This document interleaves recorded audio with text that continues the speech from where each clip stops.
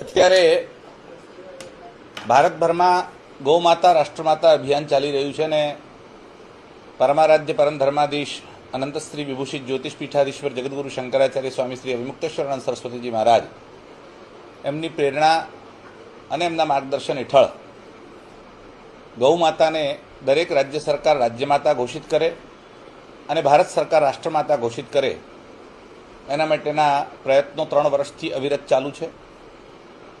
મહારાષ્ટ્ર સરકારે રાજ્યમાતા ઘોષિત પણ કરી છે. ઉત્તરાખંડ અને હિમાચલ પ્રદેશની સરકારોએ વિધાનસભામાં સર્વાનુમતે પ્રસ્તાવ પારિત કરી અને ભારત સરકારને વિનંતી કરી છે કે રાષ્ટ્રમાતા ઘોષિત કરે. પણ છેલ્લા કેટલાક સમયથી એમણે આ કતલખાનાઓને તોડી પાડવા અને પશુઓની કતલ જે થઈને માંસની નિકાસ કરવામાં આવે છે એનો વિરોધ કરતા ઉત્તર પ્રદેશ સરકાર, ઉત્તર પ્રદેશ તંત્ર અને જે લોકો ગૌ હત્યાના કામમાં પ્રત્યક્ષ કે પરોક્ષ રૂપે સંડોવાયેલા છે એવા બધા જ લોકો પૂજ્ય શંકરાચાર્યજીનો વિરોધ કરી રહ્યા છે. ગયા માઘ મેળામાં એમની વિરુદ્ધ ષડયંત્ર રચવામાં આવ્યું. એના પછી એમના ઉપર ખોટો પોક્સોનો કેસ કરવામાં આવ્યો. બધા હાથ હેઠા પડ્યા ત્યારે હવે લોકોને ઉશ્કેરીને એમને ધમકીઓ આપવાની, અભદ્ર ગાળો બોલવાની, સોશિયલ મીડિયા ઉપર એમને બદનામ કરવાના આ બધા પ્રયત્નો સરકારની નિશ્રામાં થઈ રહ્યા છે એવું કહીએ તો ખોટું નથી.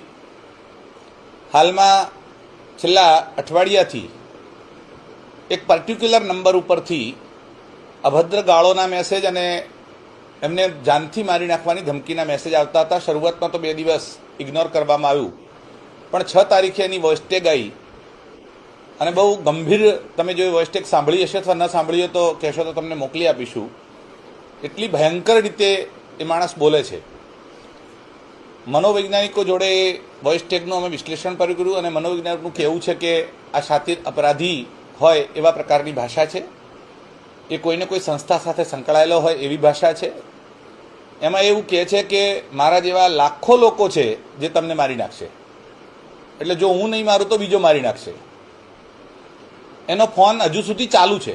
ગઈકાલ સુધી અમે લોકોએ, એટલે અમારા અમુક લોકોએ ફોન કર્યા એને, અને હજુ પણ ફોન ઉપર એ જ ભાષા બોલે છે. તમારે જે તોડવું હોય તોડી લેજો, જેને એફઆઈઆર કરવી હોય કરી લેજો, હું પોલીસથી ડરતો નથી. એનો મતલબ કે પોલીસ પણ આ વસ્તુને ગંભીરતાથી લઈ નથી રહી. શંકરાચાર્ય નાનું પદ નથી, રાષ્ટ્રપતિ કે વડાપ્રધાન કરતાં પણ ઉપરનું પદ છે. ત્યારે તમે વિશેષ સુરક્ષાઓ ગમે તે સંસ્થાઓના વડાને આપી શકો છો. કોઈ કથાકારને જો તમે આવી મોટી સુરક્ષાઓ આપી શકતા હોય તો શંકરાચાર્યને જો વાજબી સુરક્ષા ન આપવામાં આવે અને કોઈ અઘટિત કૃત્ય કરવામાં આવે અથવા આવું થશે તો એના પડઘા બહુ ખતરનાક પડશે. ભારતની સરકારે આને ગંભીરતાથી લેવું જોઈએ, ઉત્તર પ્રદેશની સરકારે ગંભીરતાથી લેવું જોઈએ. જો સરકારના લેવા દેવા હોય એવા કોઈ લોકો આ કરી રહ્યા હોય તો પણ, અને એવું નથી ને કોઈ બહારના તત્વો આ પ્રોત્સાહિત કરીને કરી રહ્યા હોય તો પણ આ વસ્તુ સમાજ માટે, રાષ્ટ્ર માટે હિતકારી નથી. એના ગંભીર પરિણામ આવી શકે છે. શંકરાચાર્યજીએ આગળની 3 તારીખથી એટલે 3 મેથી લઈ અને 81 દિવસ માટે ઉત્તર પ્રદેશની પ્રત્યેક વિધાનસભાના પ્રવાસનું આયોજન કર્યું છે. એમની યાત્રા નીકળવાની છે. આ ગવિષ્ઠી યાત્રા છે. એટલે ગૌરક્ષા માટેના યુદ્ધ જ્યારે કરવામાં આવે એને ગવિષ્ઠી કહેવામાં આવે. ત્યારે આ ગવિષ્ઠી યાત્રામાં તમારું ખૂન થઈ જશે અથવા તમને મારી નાખશું કે હત્યા કરીશું એવી જો ધમકી આપવામાં આવતી હોય, અને ત્યાંથી નીકળ્યા પછી ગઈકાલે શંકરાચાર્યજી જયપુર પહોંચ્યા, એક પણ પોલીસવાળો એમની સુરક્ષામાં નથી, નોટ અ સિંગલ.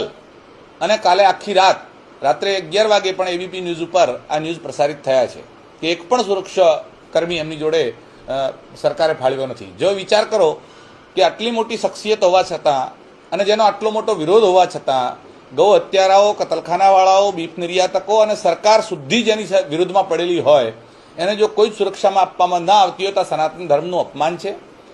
આ દશામાં અમે સરકારને, તંત્રને, રાજ્ય સરકાર અને ભારત સરકારને એ નિવેદન કરીએ છીએ કે તત્કાલ શંકરાચાર્યજીને વધારેમાં વધારે સુરક્ષા Z+ કે Z કેટેગરીની સુરક્ષા આપવી જોઈએ. એમને આવી જે સનાતન ધર્મની અમૂલ્ય ધરોહર એ શંકરાચાર્ય સ્વામી અવિમુક્તેશ્વરાનંદ સરસ્વતીજી છે.